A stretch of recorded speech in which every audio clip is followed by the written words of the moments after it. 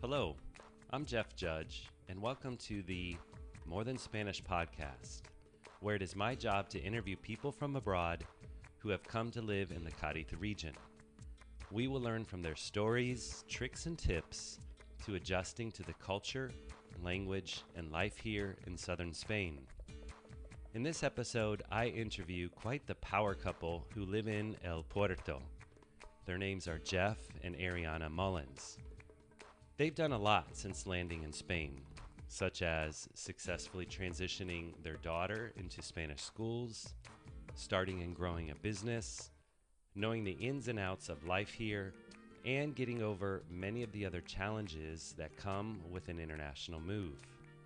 So let's jump right into it and hear what they have to say about adjusting to Spanish life. Well, welcome to the podcast. So go ahead and first introduce yourselves to the audience. My name is Jeff Mullins, and I've been living here in Spain for the last 2 years. And I work as a contractor for the military. I work with babies and toddlers that have developmental delays, and I work with their families. That's about it. I'm Ariana, and I have a bodywork practice that serves the Rota community, and I also have a blog about food and travel and living overseas. Ariana, what does bodywork practice mean? Can you tell me a little bit more about that in a nutshell? Yeah, so bodywork is kind of a big name, like a big group name for a lot of different things. It could be yoga, it could be massage, it could be chiropractic, it could be breath work like qigong, anything really that helps strengthen your body. And there's usually kind of a mindfulness angle too. So I am a massage therapist, but I don't advertise as a massage therapist because the work I do is completely different than traditional massage. So I do mainly craniosacral therapy and visceral manipulation, which are types of manual therapies that a lot of chiropractors, physical therapists, naturopathic, and osteopathic doctors do. All right, thank you. And so where did you guys come from before landing here? And we are in El Puerto, by the way. Where were you before El Puerto? We were, before El Puerto, we were in England. We were living in a little town called Bury St. Edmunds, which is about 45 minutes from Cambridge. And we were there doing the same thing, working for the military, serving infants and toddlers. We were there for 3.5 years, and we really enjoyed our time there. But I think we were more cut out for Spanish life. Okay. Very different cultures. And we've also lived in Germany.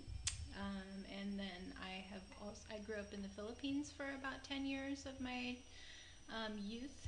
So I guess it's about 5 countries Wow. I've lived in. So. Yeah, and I also lived in China for about a year, teaching English after graduate school. Okay. So both England and Germany were working as a contractor. Yes. Okay. How would you compare the difference of being a contractor here in Spain compared to England and Germany? I think that it's pretty similar. I think the only difference for me was the cost of living in Spain. I think the cost of living is so much cheaper here, especially in southern Spain, compared to England, where we were. Because either place you earn dollars, and the dollar compared to the pound was so much worse compared to the dollar. And Especially the 2 euro. years ago. Exactly. Yeah. Exactly. But this is pre-Brexit. Okay. So Yeah. it's much easier to live on the salary that I make here versus the salary I had there. And things are more relaxed because of the cultural context. You know, you're in Navy instead of Air Force, so that's a little bit different, right, as a contractor. Sure. But then the context within which the Navy is Spanish culture, where things just take longer, and so there's more of a relaxed attitude about certain things too. Yep. What about quality of life differences between the 3 countries? I imagine you get just a tad bit more sun here than in England. A little. Just a smidge. How would you describe the quality of life? Because obviously a lot of people listening may be coming from another station elsewhere or be coming here. How would you compare the quality of life? think the quality of life here is amazing. First of all, you do get sunshine if that is your thing, and it is my thing. You get lots of sunshine, and things are inexpensive. It's easy to get around. People are generally warm and friendly, and there's just so much you can do on a budget here. And in general, the ethos is that the purpose of life is to enjoy it and to enjoy the people around you. So that's a really great cultural characteristic that makes it really nice to live here. Mm-hmm. I think for me, the biggest cultural difference is the warmth and friendliness of the people here. Mm-hmm. There's a stark difference between our time in England and the time here.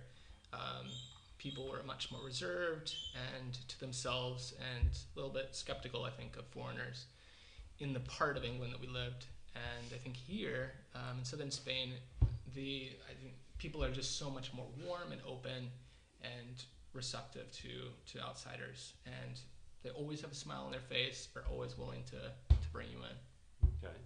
So how did you decide to land and find a house in El Puerto as opposed to any of the local towns, Sanlúcar, Rota, the base, Chipiona? Why El Puerto?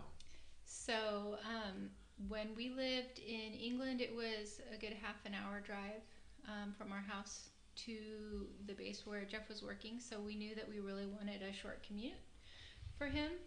But we didn't want to live in a town that was like mostly Americans or a huge percentage of Americans. We wanted to feel like we were really in Spain. So, El Puerto is still very much populated by a lot of Americans, but it doesn't have the same feeling, and we're not constantly running into people from base all the time. And that's just something that's important to us, to feel like we're living in Spain and not a Spanish version of the U.S. I'm not saying that that's Rota, but we didn't know when we were arriving, and we wanted to make sure that we didn't end up like that. Yeah, because I think prior to, when we lived in England, the town that was right next to the base was almost purely Americans. Mm-hmm. And so we wanted to avoid that if at all possible. Because you were mentioning about the warmth of the people, that you wanted to be part of the local culture. Is that? Yeah, and we took this job to have an experience overseas, to live in a different country and to have a different life culturally speaking. And so to do that, we want to live in the culture that we're coming to and not around other Americans. Okay. So how have you, or what events or situations have you been able to rub elbows with local people, Spaniards here? Do you, for example, know your neighbors well, or do you guys hang out with people nearby? Okay, so that was definitely our expectation moving to El Puerto, and we definitely expected to be a little bit more involved. And in the past, when we lived in Germany and England, we actually didn't have social connections so much with the base community, especially because we were living further away. We were always friends with the people that were right in our vicinity. So in Germany, all of our friends were German. In England, most of our friends were English. And we didn't do a lot with the base, but we love the base community so much, and living close by has been wonderful. So we do end up doing tons of social stuff with the base, and we're really tied into that community. And then with my bodywork practice too, I just feel like we know so many people. So we have way more social connections with Americans, and it's not a bad thing at all. But I think what I had expected was very different, but we're loving it. So we do things with our landlord and get together with them once in a while. Our daughter goes to a Spanish school, so we do things related to the school. I go out in town for Pilates.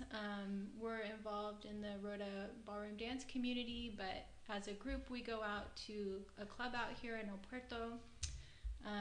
And we've taken some dance classes out here as well. Argentine tango before. Mm-hmm. What else, Jeff? I took a kizomba and bachata class in Jerez. And I think that's I kind see- of it. I really. see other bodywork practitioners Yeah. that are Spanish. So a couple of osteopaths and my massage therapist friend, and I also get craniosacral therapy out in Jerez. So there's that side of it, which I'd like to expand, just knowing more of who the local bodywork practitioners are and being involved with them. But really, I mean, it's a good thing we decided to live out here because we do so much with the base as it is. Yeah, which I guess is ironic because our intent was to have more authentic Spanish experience, which I think we are having.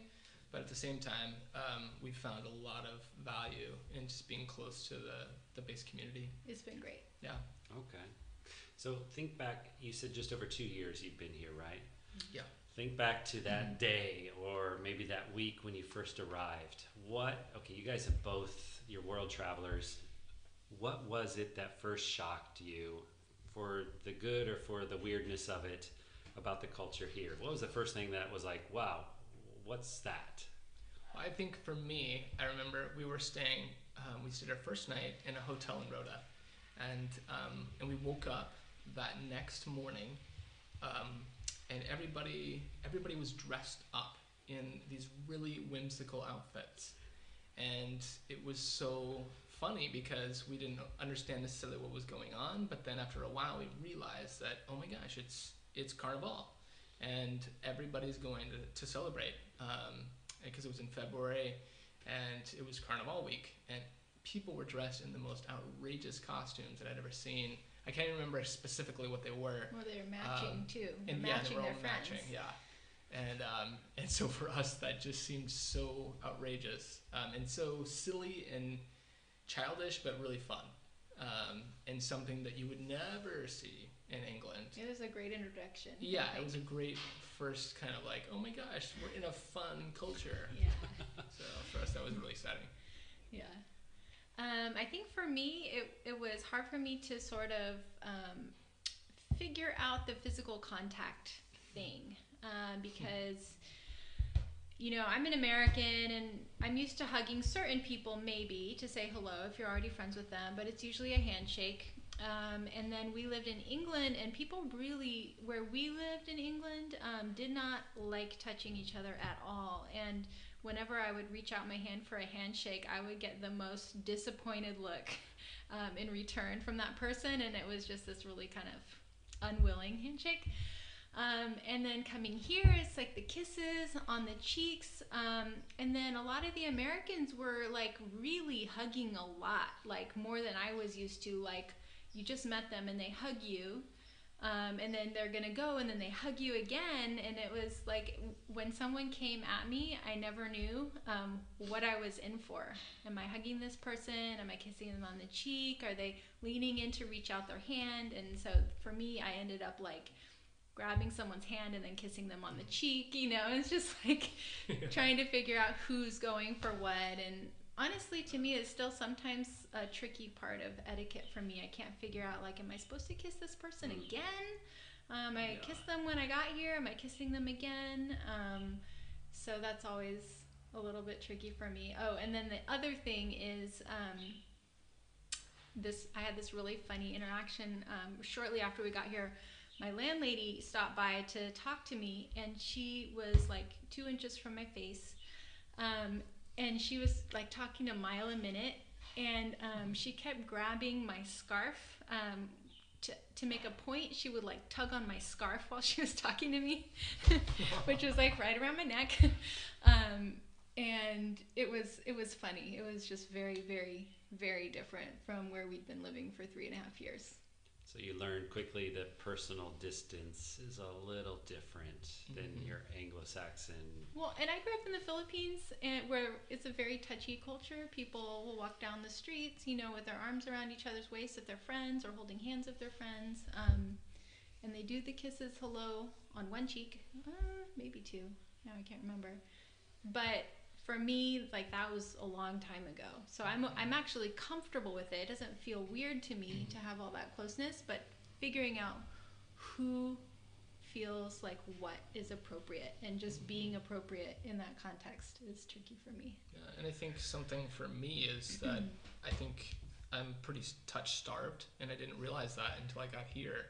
I think that there's a huge absence of healthy platonic touch, and I didn't realize that until I got to Spain. And that when people reach out and touch me, just men touching me on the shoulder while they talk to me, it's just very friendly and it just makes you feel a lot closer to the person, and it makes you feel a whole lot more warmly accepted. And I think that there's something about the South, lots of sun, lots of touch, like there's just so much warmth, and not just in like temperature, but in the culture itself. And I think that was such a welcome. It just felt like a big hug when I got here. That's true. You reminded me of a funny story. When I first checked out this area, I was here in August, and I went to a bar where they was playing a flamenco show. And this was at 11 p.m. at night. It was standing room only, just you're packed in like sardines. And this guy, I was by the bar, and this guy kind of breezed past me to get a beer, and he bumped into me, where as an American, that first bump is like, uh-oh, what's going to happen? He looked at me, he apologized profusely. He found out right away I was from the United States, and he bought me a beer. Oh. Like, oh, okay. That's great. It That's was awesome. that warmness that I noticed right away too. Well, I want to hear more about your level of Spanish when you arrived compared to what it is now. Now, Ariana, I know you came with quite some good ammunition with your language. Yeah. What was your level when you came? How would you describe it? I felt completely fluent until I arrived. I felt completely fluent in Central American Spanish. I worked at Los Angeles Children's Hospital, and on the side there with my work, I also interpreted for families. So I felt like I was very, very proficient, and could even pass, for someone from a Latin American country sometimes. But when I got here, I did not feel so proficient at all. Okay. What can you think of a situation where you felt like, uh-oh, what's you're in the deep end? What happened, or was? I can't think of a particular situation, but I know that when we came here for the first time, just looking for houses, and I picked up a menu, because I'm a food person, and I know what lots of foods are in lots of languages. And I looked at this menu in Spanish and thought, gee, I have no idea what any of this stuff is, because it was completely different. Yeah. Well, that's also, we're talking about a regional issue, because I lived in Barcelona for 15 years, and some food here I'd never seen before. Yeah. Right. Yeah. Jeff, what about you? What was your level of Spanish when you arrived? I'd say it was intermediate when I got here. I'd studied for 4 years in high school, and then worked in East LA for a long time, and used a lot of Spanish there. And then, kind of have been speaking Spanish for a while, but just at an intermediate level. And I got here, and I've had a tutor that has come to my house every week for a little less than 2 years. And I still feel pretty intermediate. I think that it's tough. I think the intermediate phase of Spanish is a tough one. And I've heard lots of talk about how it's really easy to get stuck in that level and hard to push forward and push past it. But for me, I think it has been. I mean, I've made some great improvements. I feel like I've become much more fluent in my use of subjunctive tense, for example. But still, I think that there's so much I feel, especially being in Andalusia and being in a culture where they kind of speak through their tongue. It's a really hard one to understand, and I think that it makes you feel like you know a lot less than you actually do. Yes. Because I know that when I go to the north, or more if I speak to somebody from the north, like say from Madrid or further north, I just feel like I understand so much better. I feel like my Spanish is so much better than it actually I think it is down here in the South. Yeah. Okay. So what has helped you, both of you, coming at two different levels of language when you arrived, what has helped you to improve And or what advice would you give people who arrive at any level of Spanish, whether it's true beginner or advanced like what you were, Ariana? What has helped you to feel a little bit more confident and competent? I think just repeated exposure. And honestly, you can't have much ego about it. You have to be very humble. So I had this, when we first moved here, I had this funny experience repeatedly because people kept coming over to our house and we were unpacking. And I would say like, I'm sorry. And basically I was saying it's such a mess in here and I was apologizing. And the word I used is mucho relajo, which in the Spanish I learned means it's a big mess. And I always got these interesting looks, and someone would say, "Oh, yeah." And then I found out later that relajo here is part of relajarse, which means relaxing, right? So I should have been saying es un lío, which is the word here for a mess, and I think maybe in other types of Spanish too. And so I can never make any assumptions about what I'm saying or what I understand that someone is saying. So you have to just be really humble about it and laugh at yourself. Find those friends that will correct you. But actually Spaniards are great at correcting you. They seem to take particular pleasure in telling you you're saying something wrong. Yeah. So that's not a problem. So just kind of having that attitude of, hey, correct me whenever I say something, that you don't understand or that you think is wrong, and then find a comfortable level to practice at, and just get out there and use what you have. And honestly, for me, it's been 2 years. The Andalusian accent is still super difficult for me to understand, depending on who I'm speaking with. But I expect that in a year I'll understand it better than I do now. And in 2 years I'll maybe not be so baffled. But I hear from Spaniards who are from other places that it's still hard for them. Yes. So. What about you, Jeff, coming with a lower level than your wife? What has helped you to make progress, even though I know, like you said, you're at that plateau, which is a real phenomenon with language learning and acquisition. What has helped you, though, to feel a bit more confident? I think Ariana really touched on it with the just having no ego and going for it. Really, just not being afraid to get out there. And I mean, there have been lots of situations where I felt really nervous about using something new I learned in my lessons, but through messing up, through making mistakes, I've learned a lot in the process. And I think that's really the course that all language learners take, is just messing up frequently, so that because you always, like, when you make that mistake, that really burns it into your brain, so to speak.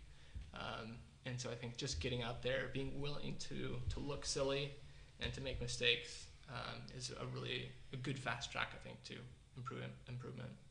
Okay, good. And what about culture? What culture advice, norms, unspoken rules? Imagine someone who's going to move to the area and they contact you and they say, what should I know before I arrive about the culture?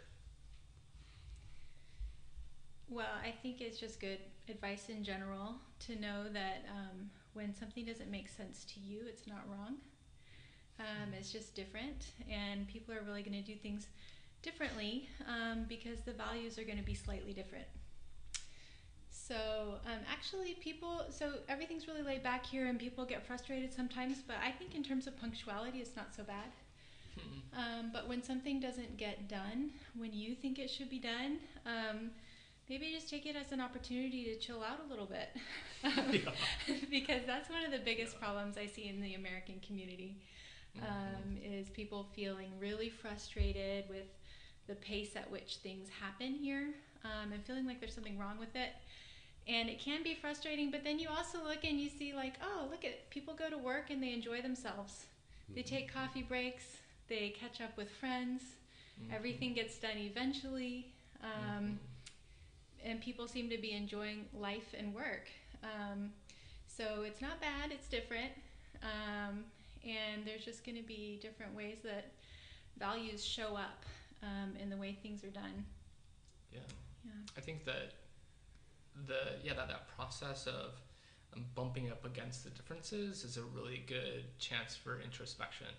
Like why does it bother you so much? Why is it so abrasive against your spirit? And looking more internally at like why that is, I think can tell you a lot about who you are and what may need to change, or maybe what I think just essentially what needs to change. And I think that once you look at that and embrace it, then I think you settle in more to the culture, and you end up learning a lot about yourself in the process. Okay. Another one that I think maybe people might have a problem with here is something I touched on earlier, in that people are very blunt. And they're super honest, and it can seem abrasive, I think, for some. But it's actually something I really love about Spanish culture, because I don't have to guess if I offended someone, and I don't have to guess if I'm making a mistake. And so that actually reduces a lot of anxiety for me.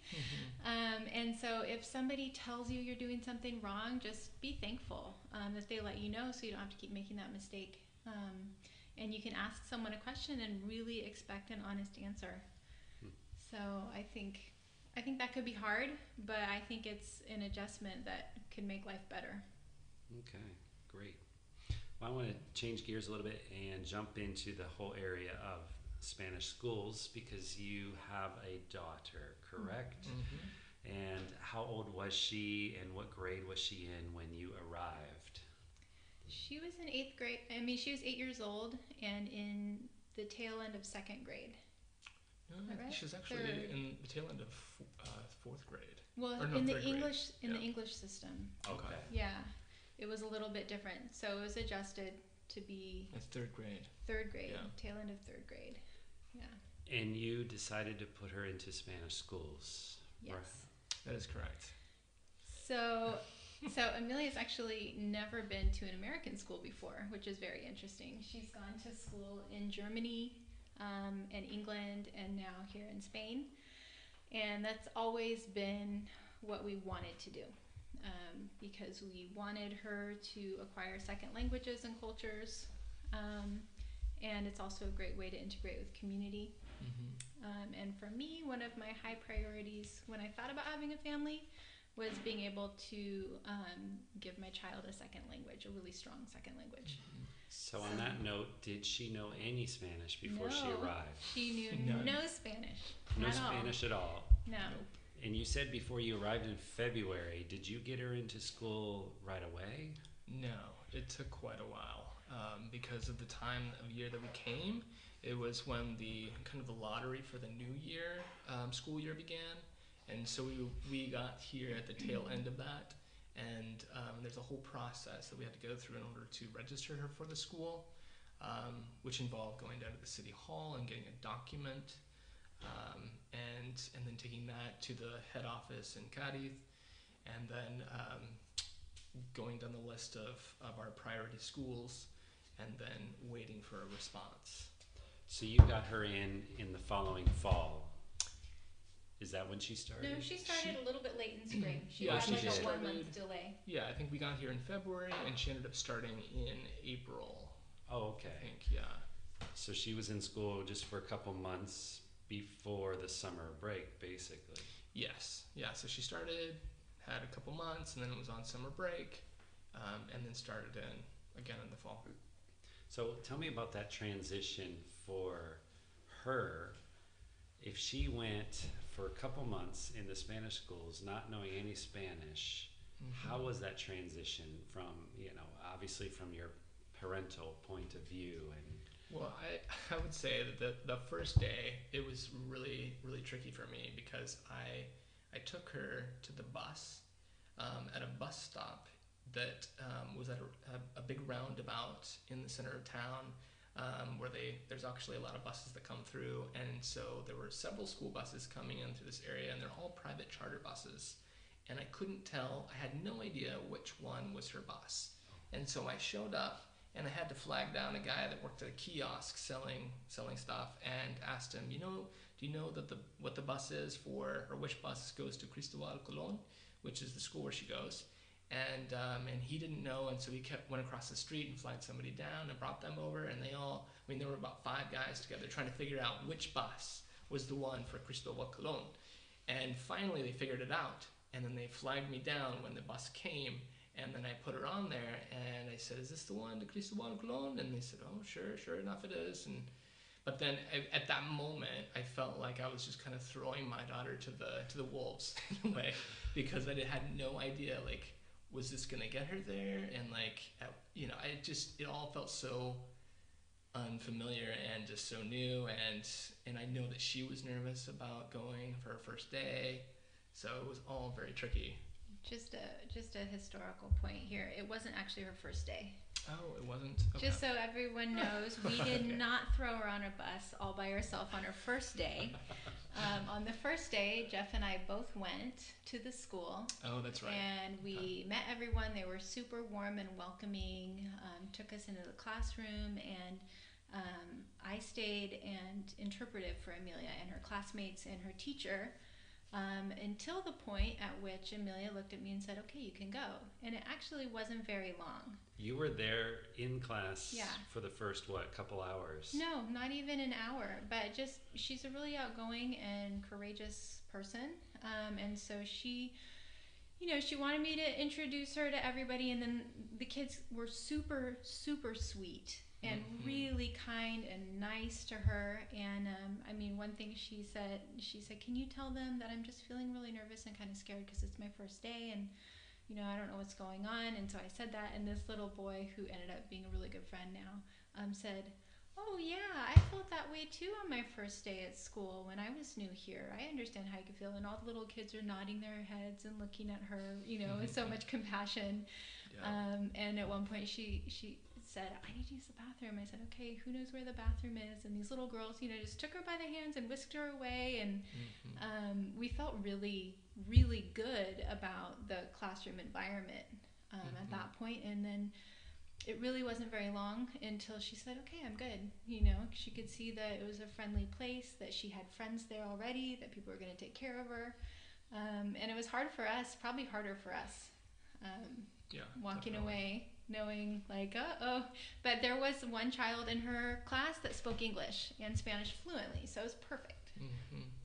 That's good. Yeah, we had a similar experience. I remember the first day our son already knew Spanish, but just hadn't been speaking it for the last 3 years. And we also went to the classroom, and we remember he went into the class and we stood out in the hall. We didn't do what you did because he already understood, but man, I think as parents it was probably more traumatic for us than it was for him, because right away he was this cool star new student. Yeah. Right. And everybody thought, oh wow, that's interesting. He came from the United States, and Oh, neat.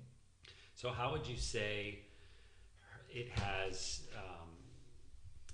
positively affected her going to a Spanish-speaking school compared to if she had continued with more of a U.S. system?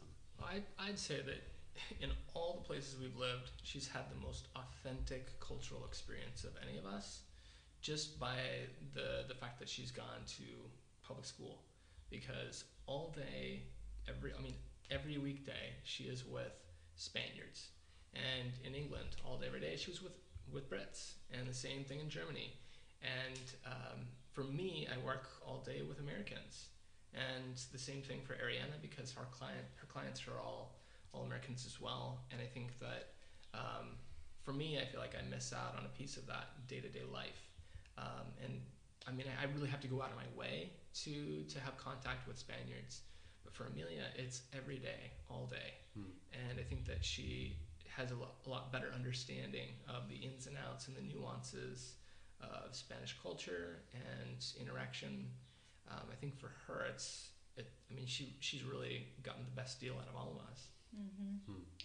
Yeah, I think it's been really amazing for her to see that she can learn a second language like that, and to feel at home. And then this last year, when the school year started, there was somebody coming into the school that was American and didn't speak Spanish, and she was super excited to be a liaison and to help that student. And it's given her so much confidence.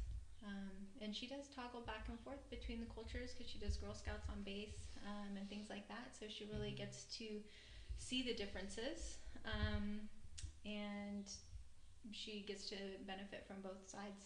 So I think it's been great. Is there any advice you would give parents who are going to be moving here with their kids and they do want that same thing, what you were saying, to get that authentic experience, putting them into Spanish public schools? Any advice you would give them about that whole transition? You were mentioning before, Ariana, about just relaxing and, things will get done eventually. Is there anything else from a parent's perspective that would be helpful to know, or you wish you had known when you were going through that whole process? I think that the getting her into school was the hardest part. She didn't get the school that is a 3-minute walk from us, and one of the reasons we moved into this neighborhood is because we heard the school was really good. So I think there needs to be an element of surrender for the whole process. You have to go with the flow, and then it's ended up being a really positive experience, but they do things differently. For example, in her school, they don't have soap in the bathrooms for some reason, and toilet paper, I guess they have to ask the teacher for. So, and there's some kind of weird things that I was like, oh, is it not properly funded? Do we donate a whole bunch of toilet paper and soap? And I found someone to ask and to just understand. So I think in most schools there will be someone who speaks English that you can use as a liaison and figure out how things work, but also, that surrender thing, because things are going to be really different than you would expect them to be from a school at home or wherever you came from.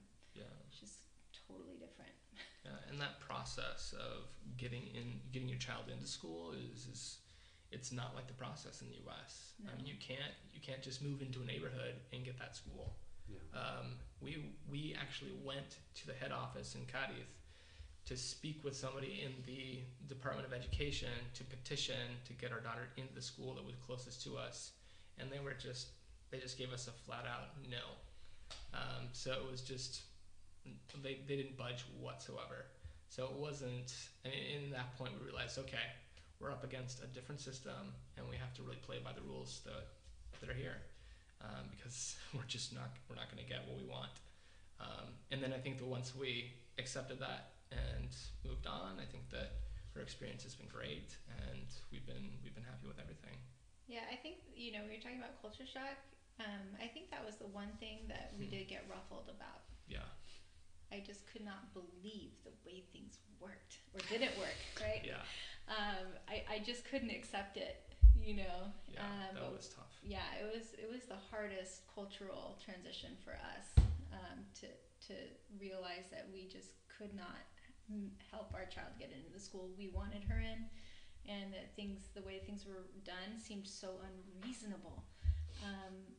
You're gonna find that in so many different areas, and if you can make peace a little bit and just go with what you're given, it's ended up being a positive experience for us. That's great. Mm-hmm. What about as a parent, the communication between you and the school, or you and your daughter's teacher? Can you give us a little bit of advice on how that works, or what to do, what not to do? Well, I kind of cheated because I ended up doing a ride share. It's not really a ride share. This family picks Amelia up from school every day. Yeah, there's no sharing. There's no sharing. It's just benevolence. Yes. And this mom speaks great English, and she's very connected at the school. And so for a while, things were a little bit dicey there with keeping track of schoolwork and things like that. And, some minor shenanigans happening that we weren't sure the full picture of behavior-wise and stuff. So I got this really awesome lady involved, said, hey, talk to the teacher and find out what's going on for me. And then she would come home and drop Amelia off and give me a full report of what was going on from the teacher. And then her son, who's Amelia's friend, would tell me what her homework was, just in case she had missed it. And so that was really wonderful and changed things a lot for us. So, you know what, just be super nice to everybody. You never know who's going to be your angel. And really, really save your butt with that stuff. Yeah. But this year she has an English speaking teacher. So that makes it so Jeff can go talk to them more, because with her teacher, last year the accent was so thick that I could understand maybe 70%. But it was really exhausting every time I'd have to go down to the school and try to have a conference because it was just really hard to communicate. Yeah. Okay. Well, great. Well, it sounds very positive. And so would you say her level of Spanish now is she completely fluent? I think she's completely functional. Yes. And I mean, she can communicate anything she needs to somebody. The little nuances of grammar and using the right tenses and the conjugations are all still in the making. But I think in general, whatever she needs to communicate, she has no issues with going up to anybody and asking for what she wants, and is happy to converse with anybody in Spanish. Yeah. And I think that's. I mean, I know that it will definitely get much better than it is now, but I think that's all I could ever want for her, is for her to feel confident in going on to speaking to anybody in Spanish here in Spain. Mm-hmm. And go ahead. She also was just graduated from her Spanish lessons at school. Oh, that's right. So she had a teacher teaching her Spanish every week or maybe twice a week, and she just now got notice that she doesn't need that anymore. So. Was there any other extra academic support besides, Nope. Was this a pull-out? She was with a teacher one-on-one for Spanish? Yes. Yes. Mm-hmm. Yeah, sometimes in a group of 2 or 3 other children. Yeah. They were also learning Spanish, but just for this last year, it was just her. Yeah, and I have to say, it's super impressive to see your kid like having to read the material in another language, figure out what the homework assignment is, Oh, yeah. and complete the homework in another language. I mean, it's really, really tough. I remember those first few days were tough, like really tough. We got a Spanish-English dictionary, and she had her homework, and she was trying to figure out what in the world was expected of her, and there were a lot of tears. It was really tough. But then over time, I translated a lot. Yeah, and we did a lot of translating as well. But over time, things just got better, and it was pretty amazing to watch that unfold before our eyes. Kind of see a dream of ours being realized. And it's so good for kids to be challenged. That's how they figure out what they're made of and that they can do hard things in the world. So it's hard to throw your children into such a challenging situation, but I think it's one of the best things you can do. Yeah. And I think that is an advantage, something you said earlier about, things eventually get done. It's much more laid back. That really is an advantage in these situations where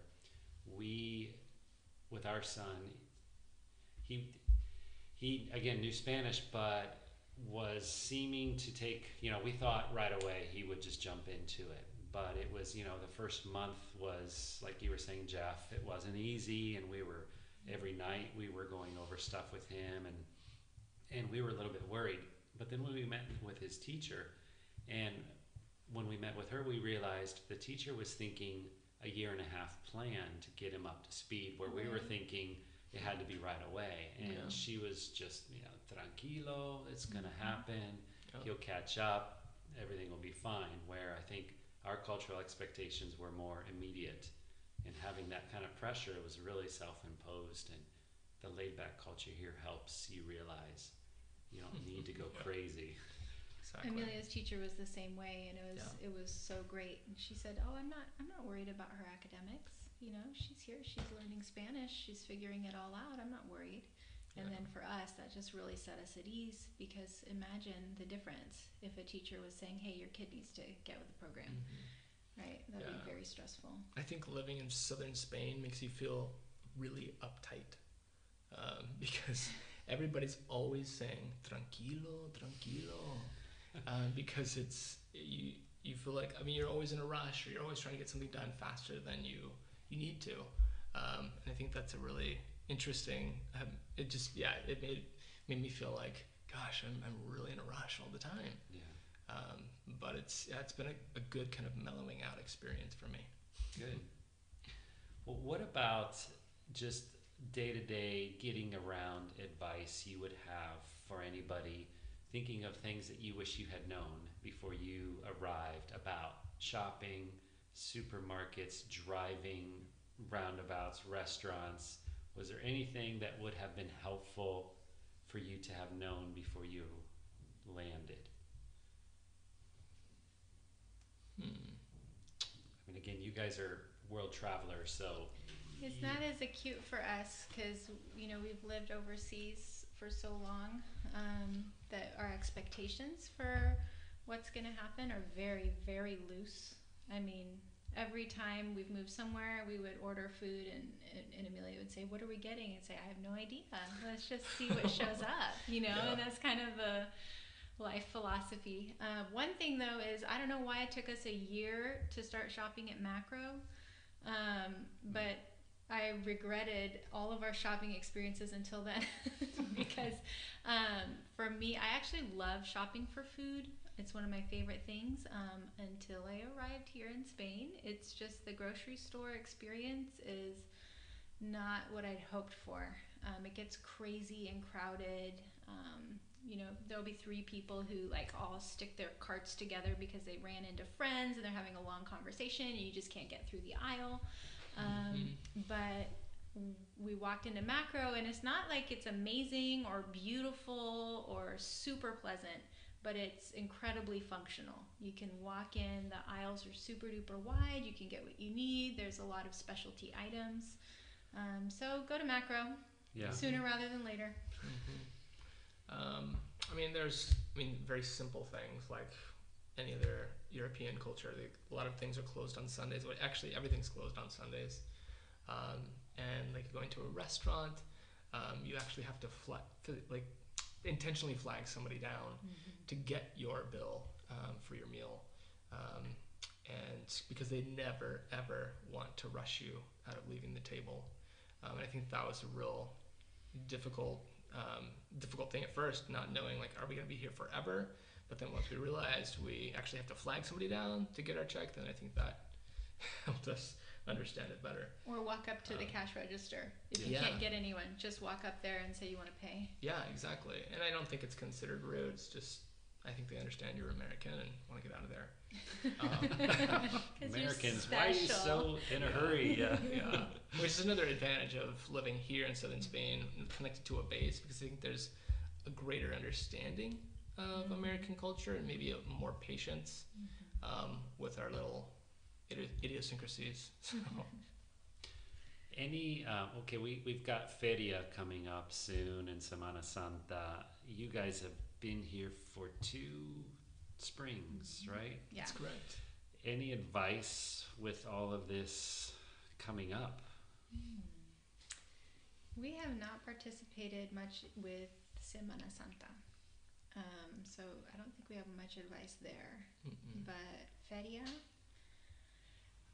I don't know, just have fun. Really, I mean, there's not lots of do's and don'ts about it that I'm aware of.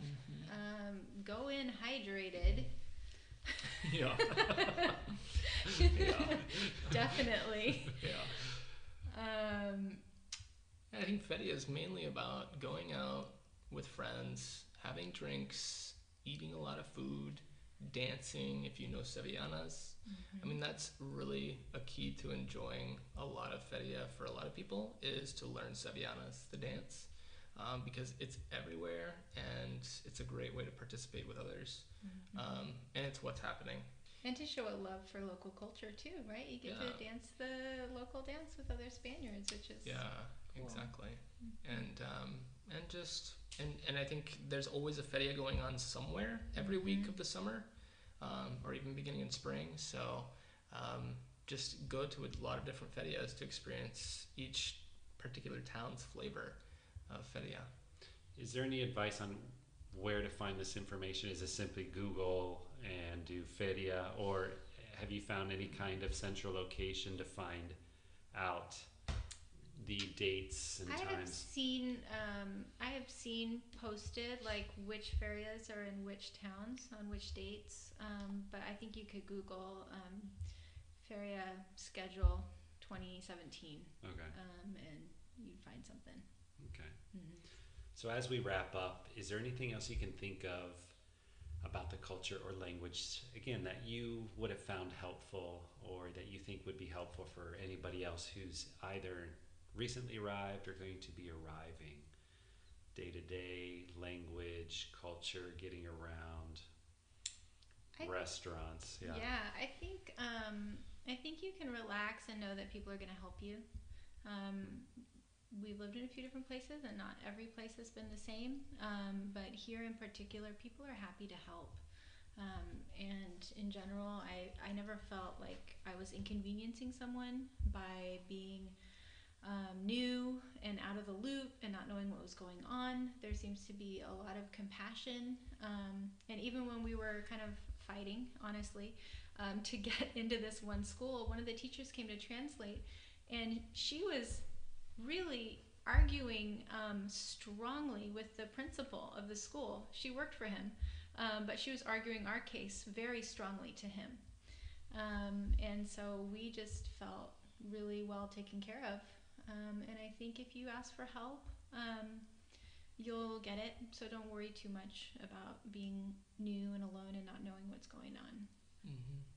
I think what Ariana just said about her one of the teachers arguing for her daughter, it reminded me of the fact that people here, when they converse, it can appear that they're fighting because there's a lot of hand movements, a lot of gesturing, and a lot of like almost yelling at each other, but it's just there's more passion behind their conversation, and they feel strongly about everything. And so I think that as a new person coming here from a different culture, it can appear like, oh my gosh, people are all constantly in conflict because people also talk over each other, but it's just the way people communicate here. And I think that's something to keep in mind as you're observing interactions here in Spain. Okay. And if people want to find out more about what you're doing here, is there any way they can, on the social medias or anything, do you want to let people know where they can find out more about what your work is? Yeah, so I have a couple of different works. One is my bodywork business, and it's been such a privilege to serve this community and helping women and families heal from chronic pain and other issues. And you can always find out more at Ariana Mullins. That's M-U-L-L-I. Sorry, I should start with my first name. ARIANAMULLINS, bodywork.com. And there's also a Facebook page that you can check out. And then if you're more interested in food and travel and fun stuff, then I have a blog, and it includes our time in Germany and England as well as Spain, and all of our travels in between, and a lot of recipes and things like that. And that is andhereweare.net. And that's where you can find me. andhereweare.net. And here we are, because we keep showing up in different places. That's right. And hereweare.net. And for me, I, in addition to my work with the base community, I'm also starting up my own private coaching practice with families, specifically working with families of children birth to the age of 5 with developmental delays or disabilities, working specifically on supporting them in addressing the behavior and discipline needs of their kids.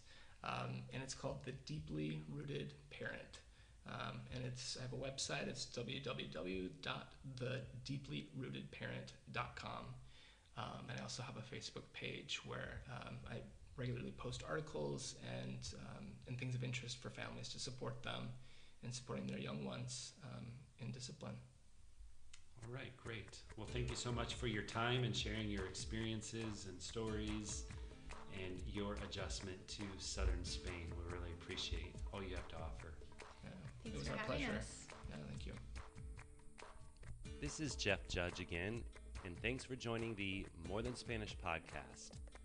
Be watching for upcoming podcasts where I will continue interviewing people from abroad who have moved to the Cadiz region.